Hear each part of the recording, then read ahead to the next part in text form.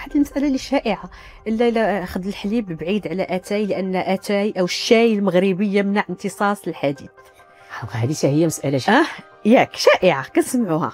الوغ الشاي كيمنع امتصاص، كيقول لك كيقلل من امتصاص الحديد من مصدر نباتي. نبقاو في النباتي دائما. اما الحديد من مصدر حيواني فالامتصاص ديالو جيد على مستوى الامعاء، واخا تشرب معاه اتاي. نعم كيتمتص. اما الحديد من مصدر نباتي اصلا ما كيتمتصش مزيان، وملي كتشرب معاه اتاي كينزل لنا النسبه ديال الامتصاص، وبالتالي داكشي علاش كتلقى النباتيين اغلبيتهم عندهم مشكل ديال الحديد زائد فيتامين بي 12. يعني فيتامين بي 12 كتستعمل في انتاج الكريات الحمراء، الا ما كناش كناكلوها، وكاينه فقط في المصادر الحيوانيه ما كايناش في النبات.